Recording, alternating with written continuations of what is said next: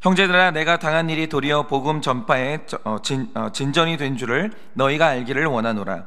이러므로 나의 매임이 그리스도 안에서 모든 시위대 안과 그 밖의 모든 사람에게 나타났으니 형제 중 다수가 나의 매임으로 말미암아 주 안에서 신뢰함으로 겁없이 하나님의 말씀을 더욱 담대히 전하게 되었느니라.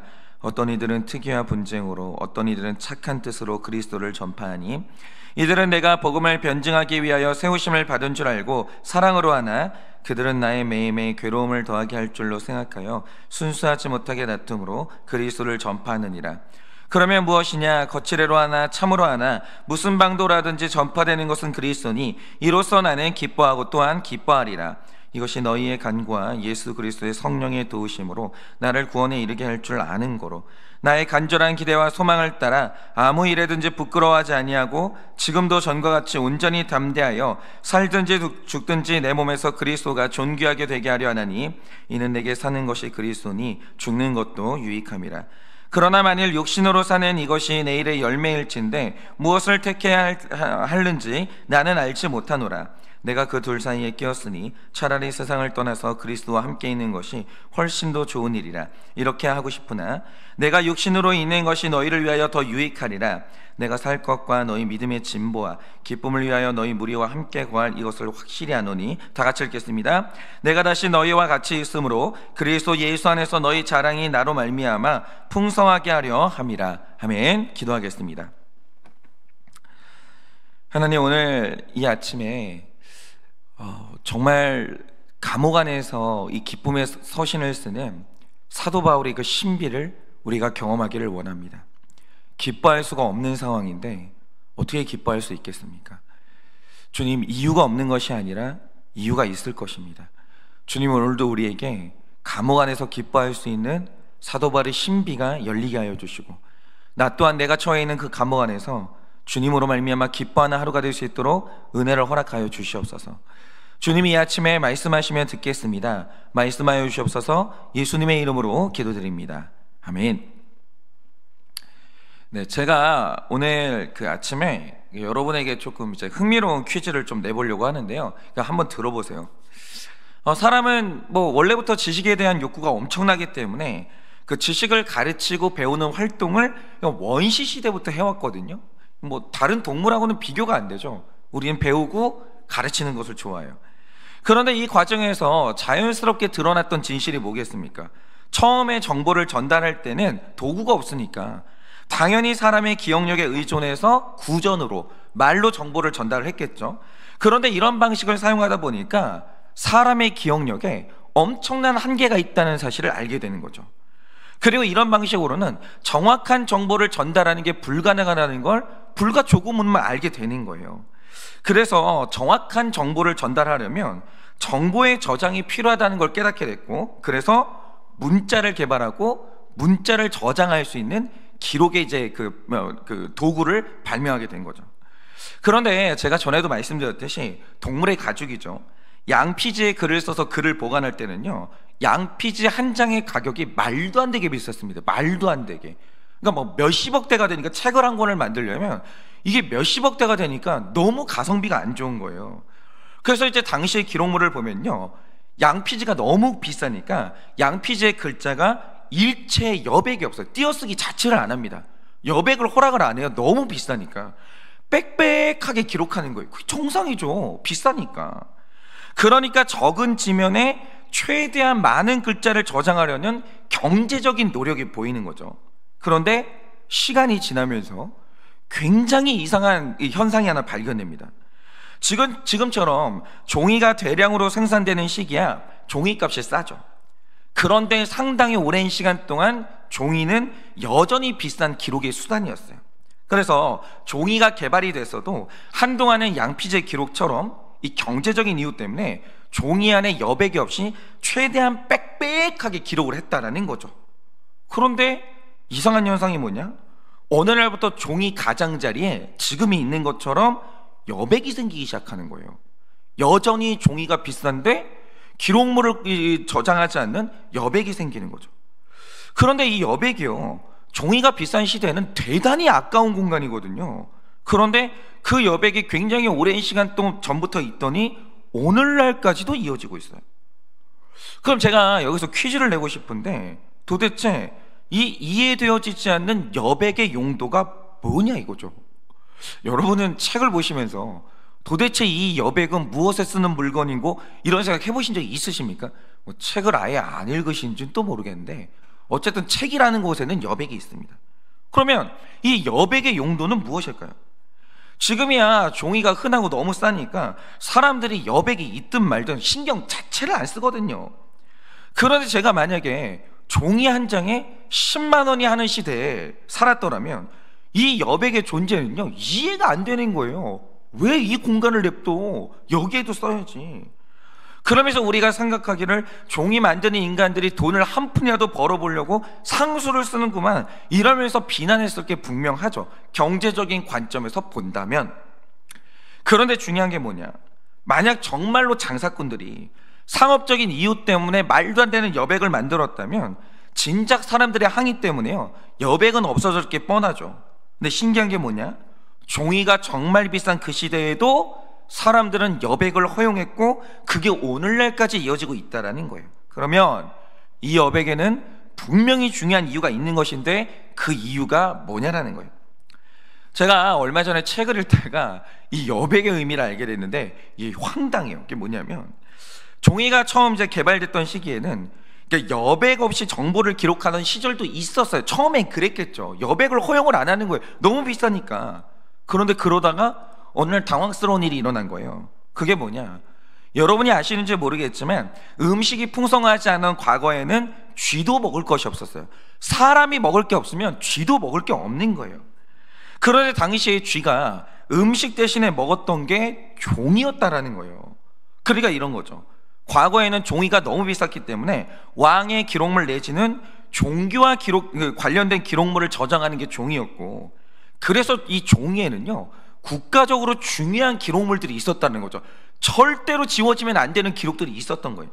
근데 어느 날 책을 쓴 다음에 저장을 했는데 어느 날 꺼내보니까 책의 가장자리를 쥐가 파먹은 거예요. 그런데 이렇게 되니까 책의 가장자리에 써있던 그 중요한 기록 몇 글자들이 사라져버린 거예요. 그런데 여러분, 당시에는 이제 종이가 비싸니까 그러니까 단어를 함축적으로 이게 썼거든요. 길게 늘여 쓰는 시대가 아니에요. 한 단어 안에 굉장히 많은 의미를 담아가지고 함축적으로 썼거든요. 근데 이런 시대에요 글자 하나가 사라지면 해석이 안 되는 거예요.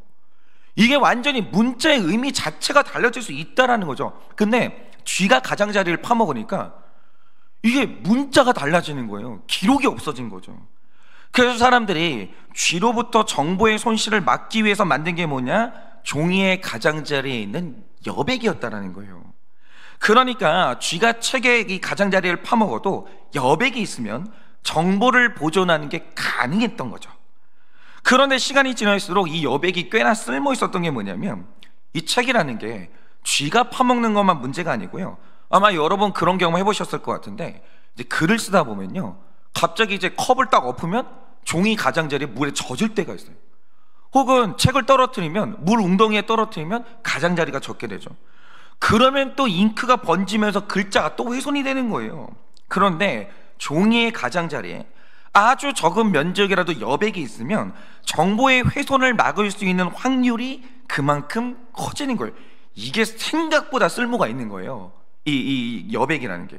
그러니까 보세요, 이 책에 존재하는 여백을 만약에 경제적인 관점에서 본다라고 하죠. 이거는 있을 수가 없는 일이에요. 이 여백을 만든 사람은 사기꾼으로 고소를 해야 되고요, 아무리 분노해도 이해가 되는 너무 이상한 거죠, 경제적인 관점에서 본다면. 그런데 세상에는 경제적인 관점이 가장 중요한 관점이 아니거든요. 그런데 만약에 이 여백의 존재를 정보 보존의 관점에서 본다라고 하면 그 비싼 종이에 있는 여백의 존재가 너무 이해가 되는 거예요. 그렇지, 정보를 보존하기 위해서라면 여백이 너무 필요하지, 이렇게 되는 거예요. 그래서 오히려 여백을 만든 사람의 지혜는 칭찬받아 마땅하게 되는 거죠. 근데 저는 이게 굉장히 중요하다고 생각하는 게, 지금 우리 삶에는 수많은 사건들이 일어나고 있어요. 정말 기상천외하게 내가 이런 일도 겪을 수 있나? 이런 수많은 사건들이 계속 일어나고 있다는 거죠. 그런데 너무 흥미로운 사실이 뭐냐, 사람이 똑같은 일을 당하는데 그 일을 겪은 사람의 결과까지 똑같은 건 절대로 아니에요. 똑같은 사건을 겪어요. 근데 사람의 반응이 똑같잖아요. 제가 지난 주일에도 말씀드렸지만 똑같은 설교를 듣는데 어떤 사람은 그 설교 듣고 변화되고 회개해요. 그런데 어떤 사람은 똑같은 설교를 듣고요, 더 독해지고 더 강팍해져요. 그리고 사람이 똑같은 고난을 당하는데 어떤 사람은 그 고난을 통해서 하나님을 만나고 인격이 성숙하고 겸손해집니다. 그리고 이타적인 사람이 되면서 다른 사람 살리는 사명자가 돼요. 근데 이게 어김이 없는 게요, 여러분이 알고 있는 훌륭한 사명자는 누가 됐든지 간에 그 사람이 어떻게 하나님을 만났으며 어떻게 이타적인 사람이 됐느냐 한번 물어보세요. 누구를 만나도 그 중심에는 반드시 고난이 있어요. 큰 사람, 훌륭한 사람들이 있죠. 이 대가들, 그들의 삶에는 반드시 고난이 있다라는 거예요. 등 따시고 배부른 환경에서는 여러분 위인은 태어나지 않는 거예요. 그런데 너무 신기한 게 뭐냐, 어떤 사람이 흉악한 죄를 짓고 감옥에 간다라고 하죠. 그러면 그들이 그 원인으로 항상 지목하는 게 뭔지 아십니까? 그것도 고난이에요. 그들이 당한 고통이 그들을 흉악하게 만들어요. 어떤 사람은 고통당해서 위인이 되는데 어떤 사람은 고통당해서 흉악한 인간이 되는 거예요. 이게 뭐냐 이거죠. 그러니까 성경의 인물들도 보세요. 베드로는 예수님을 배신한 다음에 고통 속에 시달리다가 예수님을 다시 만나고 사도가 돼요. 그런데 가룟 유다는 똑같이 예수님을 배신한 다음에 그도 죄책감에 시달리다가 자살해요. 그러면 우리가 질문해 볼 게 이거죠. 사람이 똑같은 메시지를 듣거나 똑같은 고통을 당해요. 그런데 왜 나타나는 결과가 다르냐는 거예요. 왜 다르냐는 거죠. 그게 오늘 말씀에 그 이유가 나타나는데, 자, 지금 빌립보서를 기록하는 사도 바울은요, 여러분이 잘 아시는 것처럼 로마에 구금되어 있는 상태예요. 옥중서신이에요. 근데 처음에는 일반 가정집에서 지내는 가택연금 상태에 있었기 때문에 사람도 이제 자유롭게 만날 수 있었고 사는 게 그렇게 힘들지 않았어요. 그리고 혹시 사형을 당할까 이런 두려움도 없었다는 거죠. 그러니까 만약에 어떤 죄인을 사형에 처할 거면 절대로 가택연금 같은 관대한 형벌은 내리지를 않거든요. 그런데 시간이 지나면서 어느 날 바울이 갇혀있는 장소가 일반 감옥으로 변경이 됩니다. 이러면서 혹시라도 사형을 당할 수 있는 확률이 높아지는 거예요. 그래서 지금 이런 관점에서 보면 지금 사도 바울의 이제 마음이라는 건요, 근심과 걱정 때문에 눌려도 이상하지 않은 상황이고 선교하다 감옥에 갔기 때문에 시험 들어도 이상하지가 않은 상황인 거예요. 그런데 제가 어제 말씀드린 것처럼 이 빌립보서가 신비한 이유가 뭐냐, 이 서신서에 유독 사도 바울의 기쁨이 많이 표현이 돼요. 그래서 이 서신서의 그러니까 별명이 기쁨의 서신서예요. 그런데 이 기쁨의 서신서가 써진 장소가 어디냐? 감옥이라는 거죠. 그럼 보세요. 어떤 사람은 예수 잘 믿다가 감옥에 가면 우울증에 걸리기도 하고 혈기가 나면서 어떤 사람은 예수를 떠나요.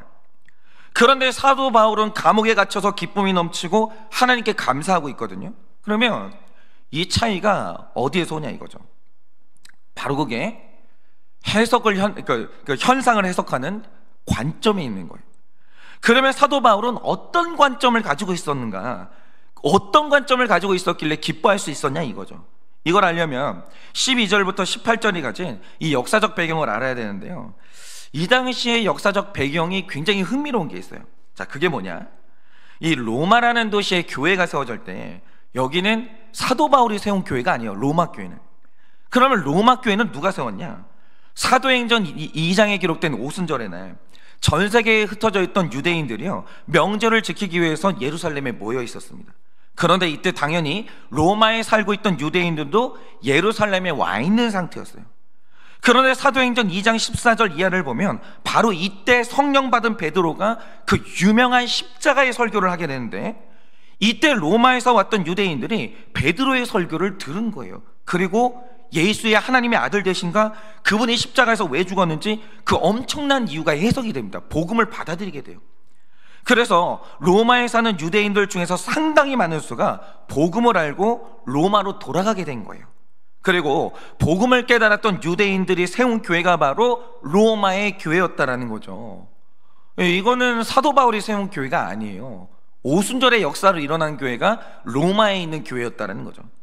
그런데 이때부터 재미있는 일이 일어나는데 한번 들어보세요. 로마의 4대 왕자가 글라우디오 황제인데 AD 49년에 유대인들이 로마에서 폭동을 일으킨다는 이유로 로마에 사는 모든 유대인들을 일시에 추방하게 됩니다. 그래서 순식간에 로마의 교회는요, 처음에 복음을 전했던 유대인 그리스도인들이 사라지게 돼요. 그리고 로마의 이방인 신자들만 남게 됩니다. 그러자 사도 바울이 남아있는 신자들, 이방인 신자들이 너무 걱정이 되는 거예요. 그래서 쓰게 된 서신서가 뭐냐? 그 유명한 로마서를 쓰게 됩니다. 그들에게 확실한 복음이 뭔지 이걸 가르치게 된 거죠. 그래서 로마 교회는요, 그 다음부터 이 로마서를 돌려 읽으면서 굉장히 이제 탄탄한 복음의 사람들이 되는 거예요. 그리고 사도 바울의 명성이 로마 교회 안에 자리를 잡게 된 거죠. 그런데 이러던 와중에 추방당했던 유대인 신자들이 로마 교회로 돌아오게 된 거예요. 그런데 웬걸요? 와서 보니까 처음에 복음을 전했던 자신들보다 사도 바울의 영향력이 더 커져 있는 거예요. 어딜 가든지 사람들이 사도 바울의 글을 읽고 바울 선생님, 바울 선생님, 언제 우리는 바울 선생님을 만날 수 있냐 이러고 있는 거예요. 언제 봤다고 바울을. 그러자 15절 말씀처럼 돌아온 유대인 그리스도인들이 자신이 없는 사이에 수고해준 바울에 대해서 투기와 분쟁을 하게 돼요. 이게 인간적인 게 좀 있었나 봐요. 질투가 일어난 거예요. 그러니까 보세요. 지금 바울은요, 유대인 그리스도인들이 없어져서 대신 수고를 했거든요. 그래서 그들이 없는 사이에 사도 바울의 서신서가 로마 교회를 지켜준 거예요. 그런데 이 결과로 동족들에게 미움받았어요. 그래, 그들과 겪지 않아도 되는 분쟁을 겪게 되는 거예요. 이게 첫 번째 고난이었고, 그런데 이 시기에 바울은 더 기가 막힌 고난을 겪게 되는데, 사도행전 16장을 보면 바울이 빌립보에 있을 때 점치는 귀신 들린 여자 하나를 만나게 되거든요. 그런데 이 여자가 바울 뒤를 졸졸 따라다니면서 계속 귀찮게 하는 거예요. 하나님의 종이다, 하나님의 종이다 이러면서. 그러니까 이제 사도 바울이 너무 괴로우니까 그 여자의 몸 안에 있던 귀신을 쫓아내버립니다. 좋은 일을 한 거잖아요. 좋은 일을 했잖아요. 그런데 그 이후로 점치는 여자 때문에 돈을 벌던 이 여종의 주인들이 사도 바울을 고소해요. 이 사람이 귀신을 쫓는 바람에 우리가 먹고 살 길이 없어졌다는 거죠. 그래서 바울과 실라가 감옥에 갇히게 됩니다. 그러니까 보세요. 이 당시에 바울은 여전히 하나님께 충성하고 있었고 인간적으로 봐도 선한 일만 하고 있었어요. 그런데 그가 이 로마 교회를 돕기 위해서 로마 교회에 복음을 전했더니 동족에게 질투받아요 분쟁을 하게 됐어요. 빌립보에서는 귀신 들린 여자를 치료해 줬더니 고소당하고 감옥에 갇히게 됐습니다. 이게 바로 없으면 좋았을, 왜 이런 일이 있는지를 알 수가 없는 책 가장자리에 있는 여백 같은 사건인 거예요. 도대체 이게 왜 있지? 없어야 될 것 같은데 도대체 이게 왜 있냐라는 거예요. 이런 책의 여백 같은 사건이 우리 삶에 오는 거죠. 바울이 당하는 고난, 그리고 그 비싼 책의 가장자리에 있는 여백, 이게 도대체 왜 발생하냐 이거예요. 왜? 그러니까 우리 삶에 일어나는 모든 사건은요, 이 여백이 왜 있냐, 이걸 해석하는 게 정말 중요하거든요. 만약에 해석이 잘못되면 책의 여백은 장사꾼들의 농간이 되는 것이고, 해석이 잘 되면 정보를 보호하는 최고의 지혜가 되는 거죠. 이 여백을 정확히 해석해야 되는 거예요. 여백은 무엇 때문에 있는 것인가? 이건 정말 관점이 중요한데요. 자, 그럼 만약에 바울이 인생의 목적은 행복이고 하나님도 내가 행복하기를 바라셔, 나는 행복하기 위해 태어난 사람이야, 이런 식의 관점을 가지고 인생을 바라봤다라고 하죠. 그러면 지금 바울의 삶에 일어나는 모든 일들은 해석이 하나도 안 되는 거예요. 하나도.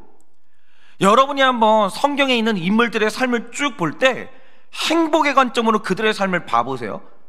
여러분, 인생은 행복하기 위해 태어난 거예요. 하나님은 우리를 너무 사랑하시기 때문에 자기 자녀들이 행복하기를 원해요.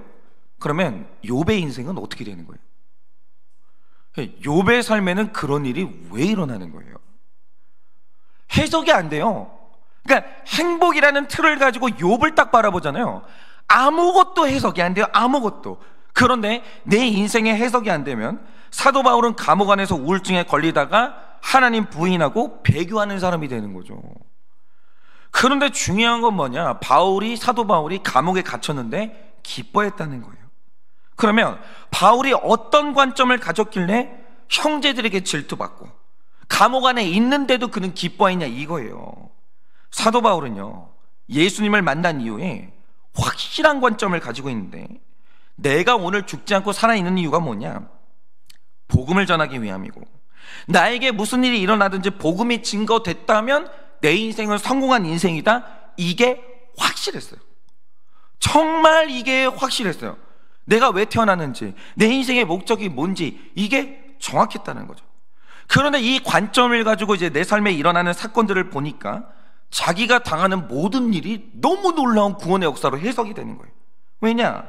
일단 로마에 있는 형제들의 경우에 이들이 추방당했다가 돌아와 보니까 로마의 이방인 성도들이 자신들보다 사도 바울을 더 신뢰하고 있는 거예요.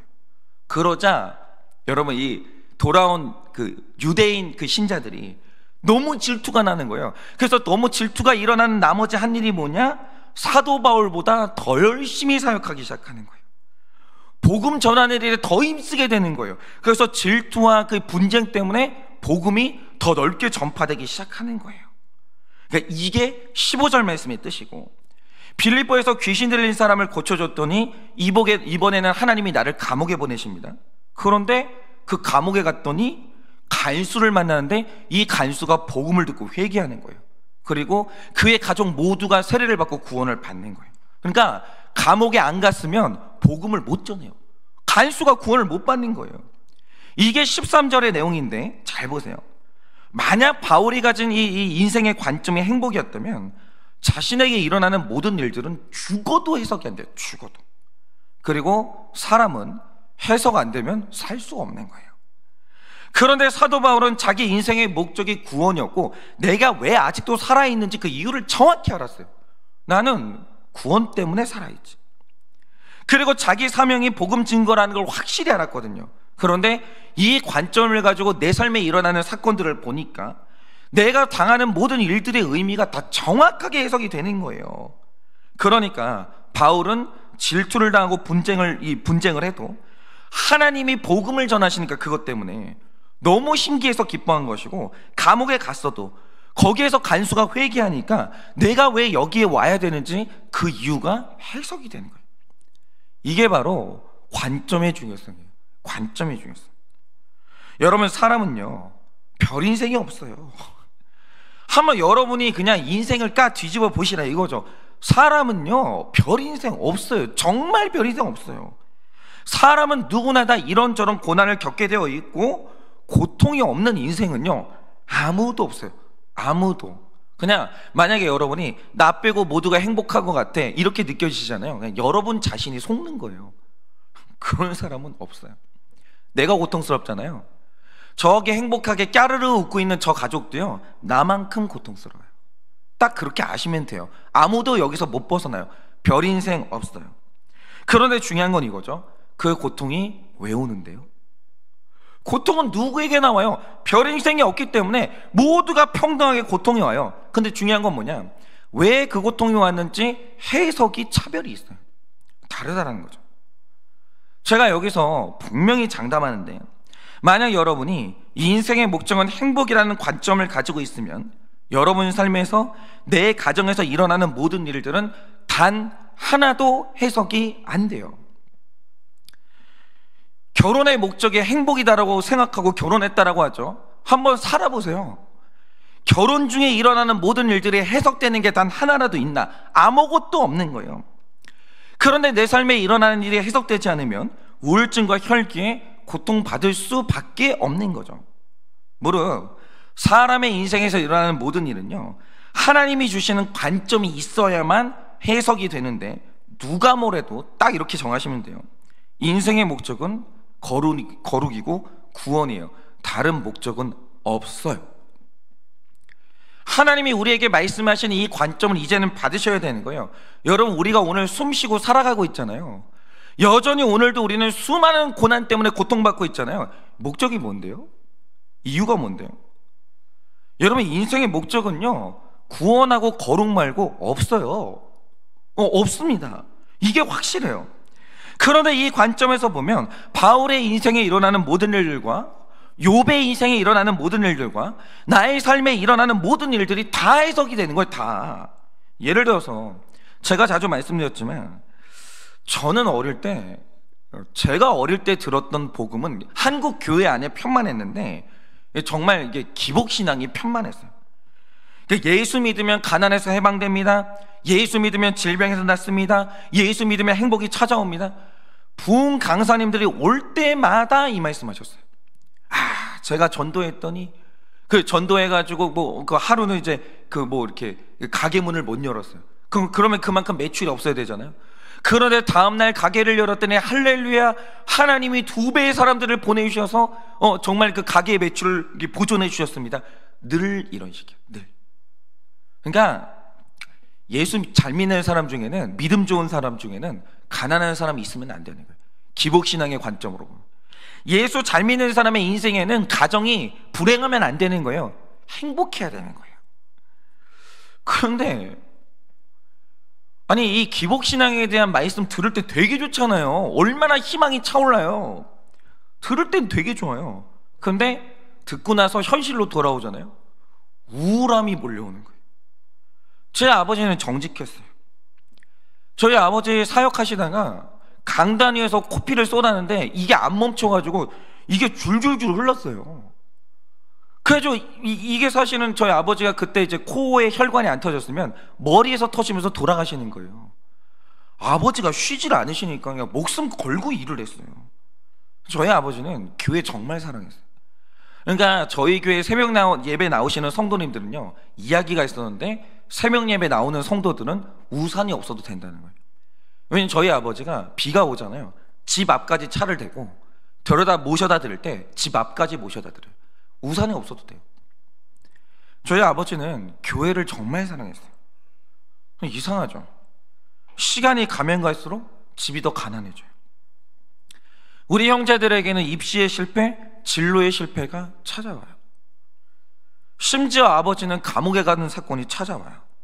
그런데 기복적인 관점을 가지고 내 삶에 일어나는 모든 사건들을 보니까 해석이 안 되는 정도가 아니라 이게 너무 우울해지기 시작하는 거예요. 만약 하나님은 당신의 자녀들이 행복하기를 바라는 하나님이라는 관점을 가진다라고 하죠. 하나님은 전능하신 분이기 때문에 자녀들에게 못 주는 것이 없고, 하나님이 온 세상을 가지고 있기 때문에 하나님을 사랑하는 자들에게 물질을 주신다는 거예요. 정말 이런 관점을 가지고 있다라고 하죠. 그런데 오늘 내 삶에는 고통이 와요. 가난해요. 우리 교회는 해가 갈수록 점점 약해져요. 그러면 기복적인 관점에서 보면 이 현상을 해석하는 방법은 2개밖에 없는데, 내가 하나님의 자녀가 아니든지 또 하나는 하나님이 없는 거예요. 정직하게 보자 이거죠. 이거 말고 다른 해석이 있어요? 기복적인 관점으로 우리 삶에 일어나는 어떤 고난들을 바라보면 이거 말고 다른 해석의 방법이 있냐고요. 없잖아요. 저는 이게 괴로웠던 거예요. 그런데 제가 또 믿음은 있어가지고 하나님이 살아계시다는 건 부인이 안 되고, 그래서 이제 한동안 고민했던 게 뭐냐면, 내가 무슨 죄를 지어서 이런 고난을 당할까? 우리 아버지가 나 모르게 무슨 죄를 지었나? 늘 이 생각하고 있는 거예요.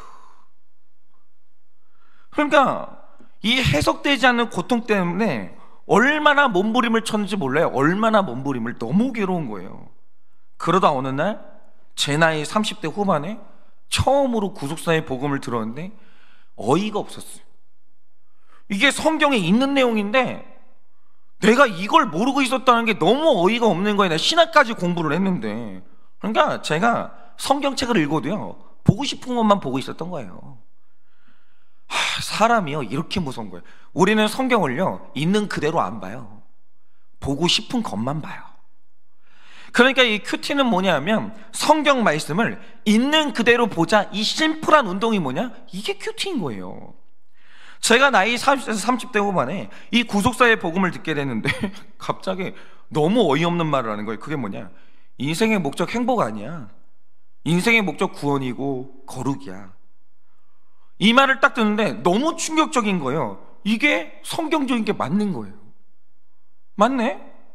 이게 성경적인 건데 나 왜 그걸 몰랐지? 몰랐어요. 그런데 성경을 그냥 객관적으로 보니까 하나님이 말씀을 해주시는데 인생의 목적 행복 아닌데? 내가 너희에게 정한 인생의 목적은 거룩이야, 구원이야, 다른 게 없어. 진짜 그래요. 그래서 그 관점을 가지고 제 인생의 사건들을 해석하니까 기가 막힌 게 다 해석이 되는 거예요. 맞아요. 야망으로 충만하던 우리 아버지, 그대로 갔으면 우리 아버지는 목사가 돼가지고 지옥에 갔을지도 몰라요. 막 저희 아버지는 쉬질 않는 사람이거든요. 근데 부교육자들이 쉬는 거 눈 뜨고 볼까요? 못 봐요. 조인트 막 때리고 막 뺨 때리고 그러면서 막 학대하면서 막 부교육자들 막 힘들게 만들고. 우리 아버지 그랬겠죠. 그러나 야망으로 충만하던 우리 아버지, 혈기로 충만하던 우리 아버지가 감옥에 다녀오고 난 다음에 혈기가 완전히 빠졌어요. 저희 아버지는 고개 숙이는 겸손한 주의 종이 됐어요. 그리고 세상을 너무너무 좋아하던 저는 가난과 실패를 통해서 구속사의 복음을 알게 됐고, 구속사를 알게 되니까 저는 제 목회가 즐거운 이유는 뭐냐면 지금 여기에서 내가 사랑하는 모든 사람들을 다 만났기 때문에. 저는 기질 자체가 일중심적인 사람이 아니에요. 일이 아무리 잘 돼도 관계가 안 되면 저는 못 사는 사람이에요. 근데 제가 오늘도 즐겁게 살고 하는 이유가 뭐냐면 내가 좋아하는 사람들을 하늘교회 와가지고 다 만났기 때문이에요. 교회 오면요 내가 좋아하는 사람들로 가득해요. 그럼 뭐 안 행복할 이유가 없잖아요. 너무 행복하죠. 그런데 지금 제가 함께하는 우리 성도님들은요, 제가 구속사의 복음을 몰랐으면 만날 수가 없는 분들이에요. 구속사적인 설교를 했고, 그게 어느 날 그분들 귀에 들렸고, 그래서 그분들이 고난 중에 저한테 연락을 했고 우리는 만나게 됐어요. 그렇게 만난 분들이 너무너무 많아요. 그러니까 이 관점이 병들었을 때는 내 인생에 그 하나님이 주시는 이 여백 있죠, 해석이 안 되는 거예요. 아니 종이가 얼마나 비싼데 하나님 왜 여백을 주세요? 이게 말이 돼요? 여백이 해석이 안 되는 거예요. 그런데 관점을 얻은 거예요. 정보를 보존해야지. 여백이 있으면 정보를 보존할 수 있는 거야. 그 관점을 얻게 되니까 여백이 너무 감사한 거예요. 하나님 감사해요. 이 여백이 없으면 말씀도 안 보이고, 말씀이 안 보이면 구원을 못 받잖아요. 여백이 내 구원을 위한 것이라고 하면 이게 해석이 되는 거죠. 그러면 감사가 나오는 거예요. 그래서 오늘 드리고 싶은 말씀은 이거예요. 여러분, 이제 납득을 좀 하셔야 돼요. 인생의 목적은 행복이 아니에요. 만약에 하나님이 우리를 지으실 때 정말 인생의 목적이 행복이었다고 하면 여러분 이 세상에 고난 없어야 돼요. 질병 없어야 돼요. 여러분 지금 주를 위해서 한평생 술, 담배도 안 하고 열심히 사역했던 분들 중에 어저께 병원에 갔더니 말기 암 선고를 받은 분들 없을까요? 있어요.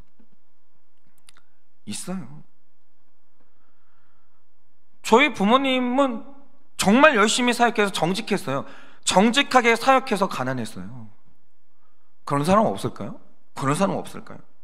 욥은 어때요? 욥이 있잖아요, 회개의 제사를 드릴 때 내가 인식하는 회개만 한 게 아니라 혹시 내가 인식하지 못하고 죄를 지은 줄을 모르고 이 지은 죄가 있을까 봐 그것 때문에도 제사를 드렸던 사람이에요. 근데 어느 날 자식이 다 죽어요. 아내가 내가 가난해지니까 갑자기 이혼 소장 내밀고 이혼하고 떠났어요. 질병이 찾아와요. 뭐 어떻게 해석할 거예요? 여러분 오늘 우리 삶의 목적은요, 행복이 아니에요. 인생의 목적은 구원이고 거룩이에요. 그리고 이걸 가지고 여러분의 삶을 보면 그때서야 우리 삶의 모든 사건들은 해석이 되는 거예요. 그러니 이 구속사의 관점으로 이제는 여러분 삶에 하나님이 내미시는 이 여백을 해석을 하셔야 돼요. 여러분 이 구속사의 관점 아니고서는 여러분 삶에 하나님이 주시는 이 종이 가장자리의 여백은 죽었다 깨어나도 해석이 안 돼요. 하나님 종이가 얼마나 비싼데, 아니 이 여백을 왜 주시는 거예요? 경제적 관점으로 보잖아요. 하나도 해석 안 돼요.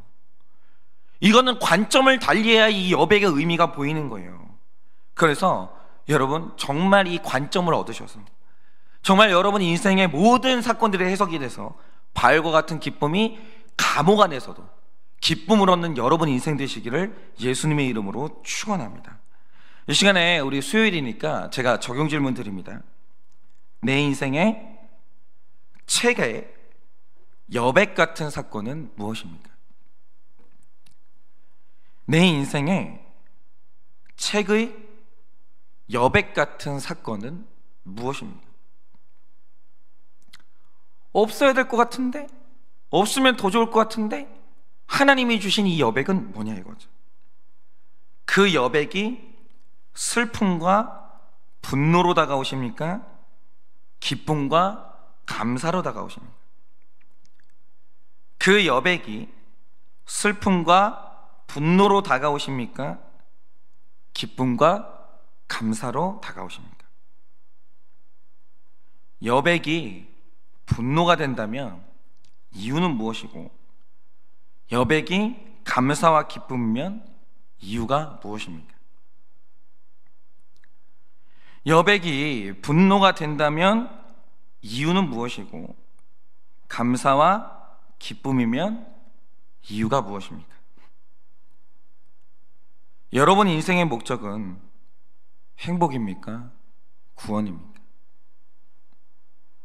지금 여러분의 인생의 목적은 행복입니까? 구원입니까?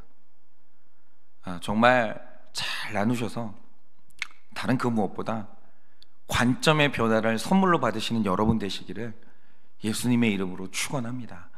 이 시간에 제가 기도하고 축도함으로 예배를 마치겠습니다. 기도하겠습니다. 하나님,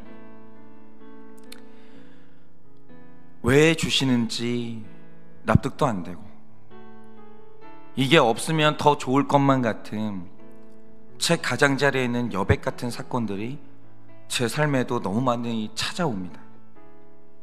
그것은 과거에도 있었고 오늘도 나의 삶에 찾아옵니다. 주님, 이 여백, 정말 이 여백은 우리 삶에 왜 주시는 것입니까? 만약에 그것을 여전히 행복이라는 관점으로 해석하고 있다면 우린 아무것도 해석되지 않습니다. 그러나 만약에 이 여백의 공간을 구원과 거룩이라는 관점으로 해석할 때 우리는 모든 것을 해석할 수 있는 것입니다. 주님, 관점의 변화가 있게 하여 주시옵소서. 정말 이 관점이 변화되는 은혜를 선물로 다 받게 하여 주시옵소서. 그래서 우리 삶에 일어나는 모든 일들이 다 해석되게 하여 주시고, 정말 우리 성도님들은 감옥 안에서 기쁨이 터지는 인생을 살 수 있도록 주님이 은혜를 허락하여 주시옵소서. 지금은 우리 주 예수 그리스도의 은혜와 하나님 아버지의 그 크신 사랑과 성령님의 위로하시고 교통하여 주시는 그 역사하심이 오늘도 구속사적인 관점을 선물로 받아 감옥 안에서도 기쁨이 터지기를 원하는 사랑하는 모든 주의 종들의 머리 위에 지금으로부터 영원부흥토록 함께 있을지어다. 아멘.